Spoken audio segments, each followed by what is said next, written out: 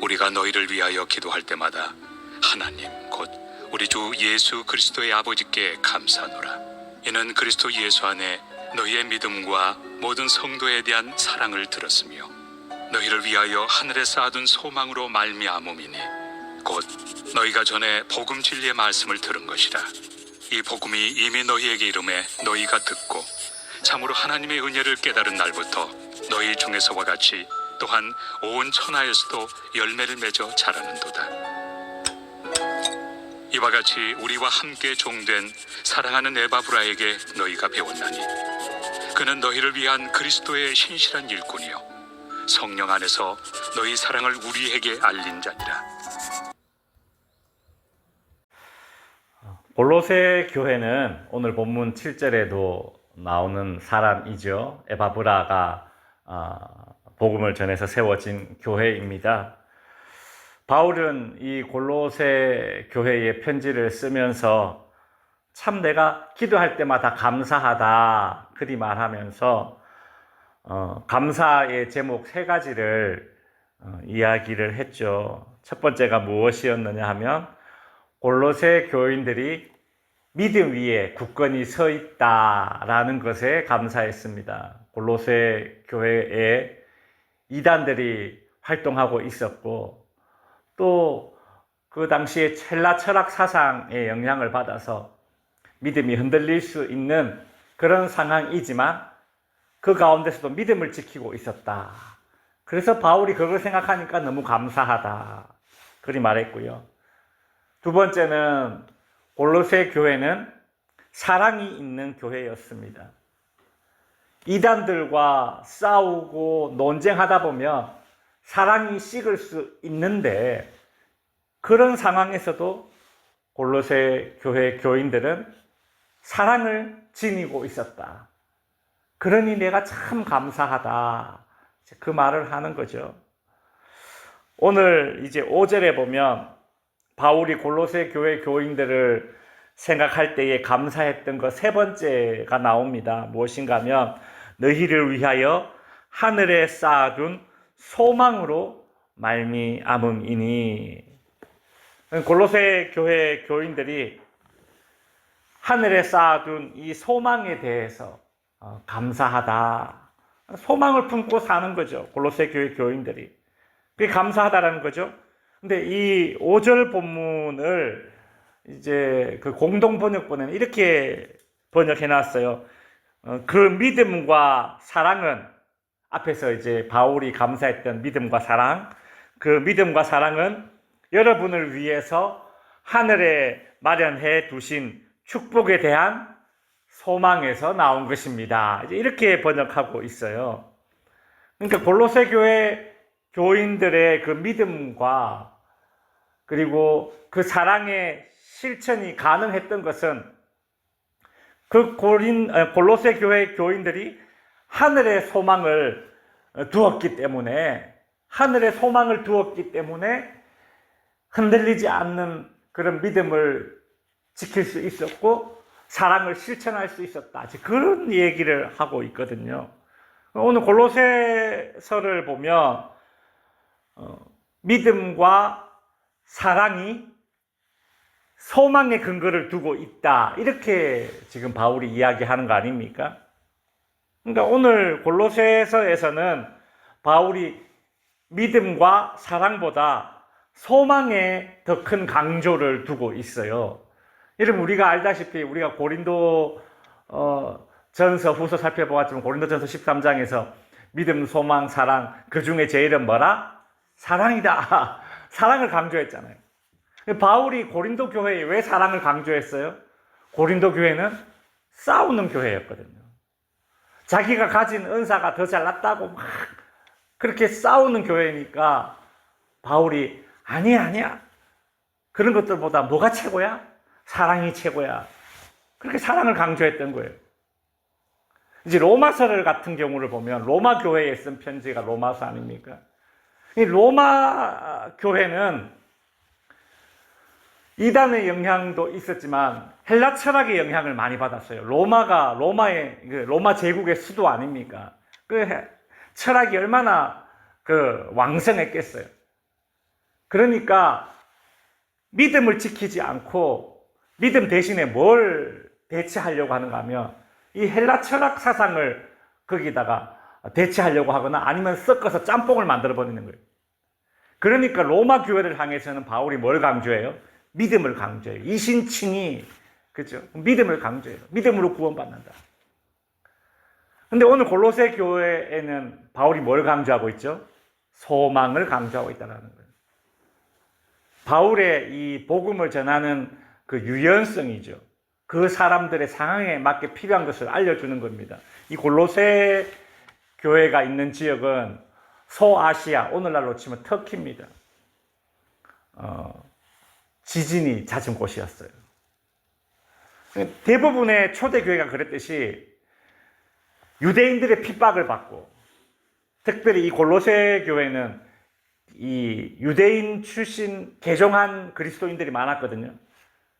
그러니까 유대인들의 핍박을 받아요. 또 로마 제국의 핍박을 받아요. 또 지진이 많은 곳이에요. 우리 얼마 전에도, 몇 년 전에도 터키 대지진이 있었지 않습니까? 터키가 골로새 지역이 그런 지역이. 또 대지진이 일어나서 집이 다 무너지고 살기가 너무 힘들어요. 뭐가 필요하겠어요? 소망이 필요한 거예요. 그래서 바울이 그런 초대교회의 상황에 맞게끔 소망을 지금 강조하고 있죠. 특별히 여기서 이야기하는 이 골로새 교인들이 가지고 있는 이 소망을 땅에 쌓아둔 그런 소망이 아닙니다. 무엇이에요? 하늘에 쌓아둔 소망이라고 이야기하죠. 소망을 하늘에 쌓아두면, 내 소망이 하늘에 있다면 소망을, 희망을 땅에 쌓아둔 사람과는 전혀 다른 삶을 살게 됩니다. 윤리적으로 뿐만이 아니라 그의 삶이 달라지는 거예요. 골로새 교회 성도들이 그랬다라는 거죠. 하늘에 소망을 쌓아두고 사는 그런 사람들의 모습을 통해서 바울은 그런 사람들의 모습을 보니까 참 그 힘든 가운데서도 믿음을 지키고 서로 사랑하고 하늘에 소망을 두고 있는 그들을 보니까 바울이 얼마나 감사하겠어요. 마음에 감사가 넘치는 거죠. 근데 바울은 5절에서 이제 이런 말을 해요. 골로새 교회의 그런 믿음, 소망, 사랑은 복음, 즉 진리의 말씀을 들어서 나온 것이다. 골로새 교회의 교인들이 지니고 있던 믿음, 소망, 사랑, 이것들은 복음을 들었기 때문에 거기에서 파생된 것이야. 그렇게 이야기하고 있죠. 골로새 교회 성도들이 복음을 듣고 깨달았기 때문에 믿음, 소망, 사랑의 열매가 맺어졌다라는 것입니다. 바울은 복음이 골로새 교회의 그 성도들이 겪고 있는 그 어려운 상황에서도 믿음을 붙잡게 하였고 사랑을 실천하게 하여서 소망을 또 품는 그런 열매를 맺었듯이 6절 후반부에 보시면 이 열매는 뭐예요? 온 천하에서도 열매를 맺어 자라는도다. 온 천하에서도 복음은 그 전해진 곳에서 열매를 맺는다고 말하고 있습니다. 복음을 받아들인 사람은 열매를 맺는다라는 것이죠. 우리가 이 말을 들으면 오늘 내 삶에 복음이 어떻게 열매를 맺고 있나? 믿음으로, 사랑의 실천으로, 흔들리지 않는 믿음으로, 사랑의 실천으로, 또 하늘에 소망을 쌓아두는 그런 차원 다른 모습으로 복음이 내 인생 가운데, 우리 가정 가운데 그렇게 열매를 맺고 있는가? 바울은 필연적으로 그 복음의 열매가 맺힌다라고 지금 그렇게 이야기하는데, 내 안에, 우리 안에, 교회 안에 이런 복음의 열매가 맺혀야 됩니다. 복음의 열매가 맺히기 위한 그런 과정들을 특별히 오늘 본문에서 바울이 이야기하고 있어요. 그죠? 6절에 보면 이런 복음이 열매를 맺기 위한 일련의 과정들을 소개하고 있는데 6절에 보면 복음이 이름에 듣고 깨닫고 열매 맺어 자란다. 이런 순서가 나와요. 그죠? 마치 우리가 씨를 심으면 um이 트고 줄기가 자라고 잎이 삐져나오고 꽃이 피고 그 꽃이 딱 떨어지면서 열매가 이렇게 착 자라는 어떤 그런 과정이 있잖아요. 바울이 지금 6절에 보세요.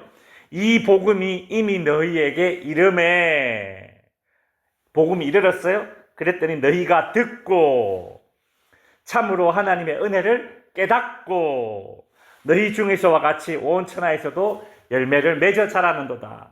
그러니까 복음이 이름에 듣고 깨닫고 열매 맺는다라는 일련의 과정을 소개하고 있죠. 우선은 복음을 제대로 들어야 하는 것입니다. 제대로 들어야 하고 잘 들었다면 그것을 깨달아 실천함으로 열매를 맺어지는 것이죠. 그러기 위해서는 성도 여러분, 말씀을 우리가 들을 때에 내 삶의 현장에서 열매로 맺어지기까지는 우리는 부단히 이 말씀을 묵상을 해야 합니다. 그러니까 듣고 깨닫는 과정이 내 안에 있어야 되는 거예요. 그것이 묵상이라는 두 단어를 이 두 글자입니다. 묵상이 뭡니까? 저는 묵상이 뭘까? 묵상은요, 소를 생각하시면 돼요. 소가 여물을 먹잖아요. 먹고 그냥 끝납니까? 아니요. 다시 끌어올려요. 그래서 뭐예요? 되새김질 하잖아요. 소가 되새김질 하는 이유는 소는 소화를 시킬 수 있는 그런 어떤 효소가 이렇게 확 나오지 않는답니다. 그래서 한번 입으로 씹어서 생켜서 위 안에서 세균이 있는데 그 세균으로 어느 정도 이제 발효를 시켜서 그거를 다시 꺼내서 또 씹어서 다시 삼키는 거예요. 그렇게 하면 그 음식 안에 있는 영양분을 소가 더 막 이렇게 자기 것으로 만들어내는 과정이라고 해요. 그게 뭐예요? 결과적으로 한번 먹은 음식물에서 영양분을 온전히 흡수하기 위해서 소가 되새김질 한다라는 거거든요. 묵상이란 그런 겁니다. 우리가 한번 들은 말씀을 그냥 듣고 끝내는 것이 아니라 그것을 다시 끄집어내어서 다시 생각하고 다시 되새김질 하는 거예요. 여러분, 이런 과정들이 왜 필요합니까? 이렇게 말씀을 되새김질 하다 보면 그때 스쳐 지나갔던 말씀이 되새김질 하는 과정 가운데서 어떻게 돼요? 새로운 은혜와 감격으로 주어질 때가 있잖아요. 우리가 성경을 이렇게 개인적으로 읽다가도 옛날에는 그냥 쓱 지나갔던 구절이 어느 날 다시 읽으니까 어떻게 돼요? 비수같이 꽂힐 때가 있잖아요. 그래서 우리가 말씀을 들을 때는 되새김질하는 묵상을 해야 되는 거죠. 그것이 오늘 6절에 나오는 듣고 깨닫는 과정입니다. 그래야 열매를 맺는다라는 것이죠. 바라기는 말씀을 들을 때마다 이 말씀이 그저 내 귀에 한번 스쳐 지나가는 말씀이 아니라 신선했다 로 끝나는 것이 아니라 오늘 처음 듣는 소리인데 신선해, 그것이 아니라 다시 되새김질하는 그런 듣고 깨닫는 과정을 통해서 이 말씀이 저와 여러분의 삶 가운데 믿음과 사랑과 소망의 열매로 풍성하게 맺어질 수 있기를 주님의 이름으로 축원드립니다. 기도하겠습니다.